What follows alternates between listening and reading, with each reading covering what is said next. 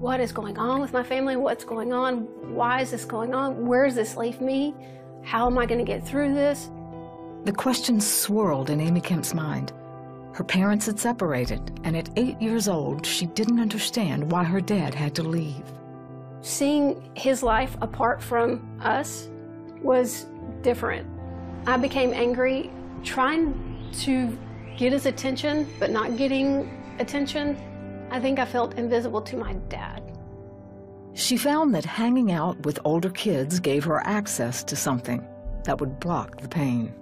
When I was about 8 years old or so, I started experimenting with alcohol. I had my first strong alcohol, liquor, sneaking from my friend's house. I didn't want to feel pain anymore. The way that I had felt all this time, I wanted it to go away. Growing up, Amy was a tomboy. By high school, she was a standout in basketball, and she dreamed of one day playing in college. But she never felt like she fit in with the other girls. There's no way that I could be feminine like my girlfriends. No boy will ever like me like he likes my girlfriend. Eventually, her parents reconciled. Then they moved to a different city where she made new friends.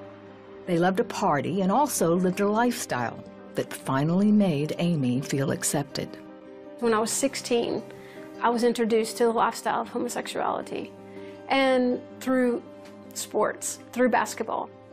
I hadn't felt that way towards other women. I didn't look at women or any of that. And so they began to share, well, oh, we just respect each other. And when I was introduced to that lifestyle, I began to really embrace it. Eventually, she started dating one of her girlfriends. Then it got quickly deeper rooted because it became, okay, then I can build a life with you now. So we can just get married and have kids.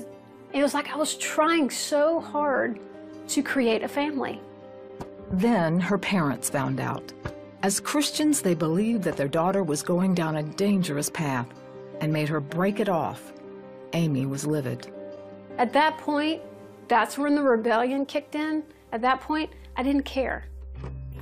She dropped out of high school and moved in with a friend who was a drug dealer. All this time, I'm being just hammered in my thinking with insecurities. Now all this guilt, condemnation, I can't change, oh, you messed up, you're not going to college, your dream of playing basketball is never going to happen, look at you, you're a failure. All that just drove me even deeper.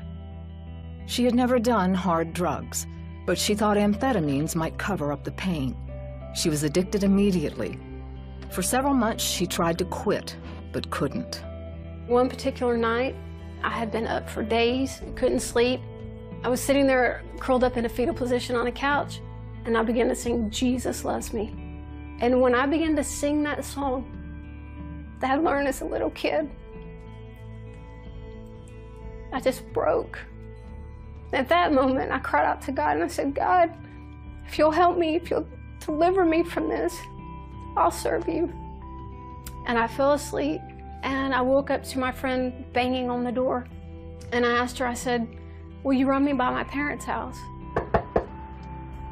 My mom opens the door, of course surprised to see me, and I just basically collapsed.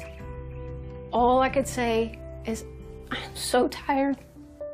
Her parents prayed with her, and she gave her life to Christ. I knew something was different. He didn't just take the drug addiction.